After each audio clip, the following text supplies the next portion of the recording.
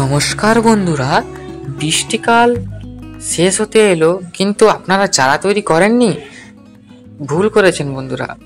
অর্থাৎ আপনারা এই বর্ষার সময় যদি বাড়িতে থাকা বিভিন্ন ফুল গাছের চারা থেকে বিভিন্নভাবে গাছের চারা করে নিতেন, তাহলে আপনার বাগানে থাকা ওই একটি ফুল গাছ থেকে অসংখ্য গাছে রূপান্তরিত হয়ে যেত।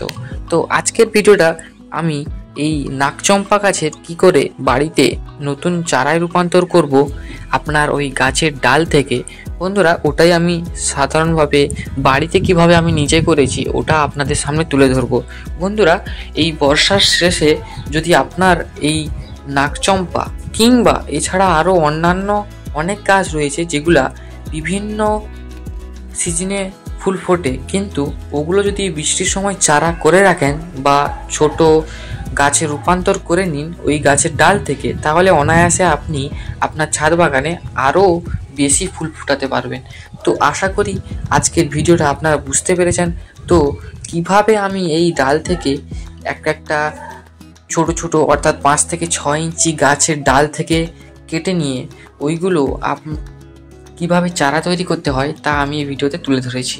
তো এইভাবে নাকচম্পা গাছের যদি গাছ থেকে থাকে আপনাদের বাগানে, তাহলে একটা গাছ থেকেই আপনারা 5 থেকে 6 ইঞ্চি মাপের আপনারা যদি ডাল কেটে নিয়ে ওই ভেজা মাটিতে অর্থাৎ ছোট ছোট প্যাকেটে যদি আপনারা লাগিয়ে দেন, তাহলে এই বৃষ্টির সময় এবং এই বর্ষার ওয়েদারে যে কোনো গাছই অর্থাৎ যেসব ফুল গাছ ডাল থেকে কাটিং করা যায় ওই সকল গাছগুলো অনায়াসে চারায় রূপান্তরিত হয়ে যায়।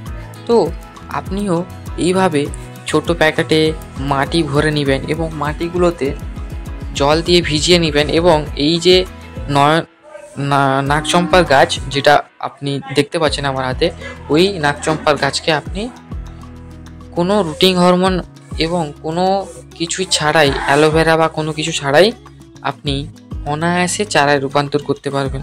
এবং এই ভিডিওটা যদি আপনাদের কোনো ভুল ভিডিও বা যদি চারায় রূপান্তরিত না হয় এরকম ভেবে থাকেন, তাহলে এটা ভুল ভাবছেন বন্ধুরা।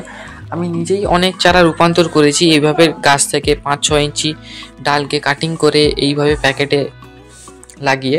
তো আমি শেষে দেখাবো কিভাবে আমি নিজেই চারায় রূপান্তর করেছি এবং কতটুকু গাছটা গ্রো করেছে এই ডাল থেকে। তো আপনারা শেষ পর্যন্ত ভিডিওটা দেখতে থাকুন। তো এই বৃষ্টির সময় যদি এই নাকচম্পার গাছকে আপনারা লাগিয়ে নিন, তাহলে আপনার বাগানে আরও অনেক সংখ্যক গাছ রূপান্তর হয়ে যাবে এবং আপনিও চাইলে অন্য কাউকেও গাছ দিতে পারবেন, যাতে অন্য কেউও আপনার গাছ থেকে ওই গাছ পেয়ে খুব আনন্দিত হয় এবং ছাদ বাগান করতে উৎসাহিত হয়।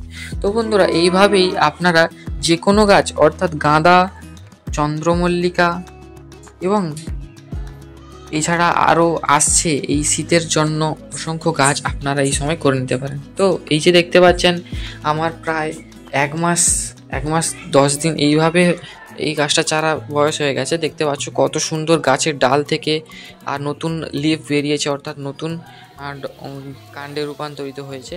তাহলে দেখতে পাচ্ছ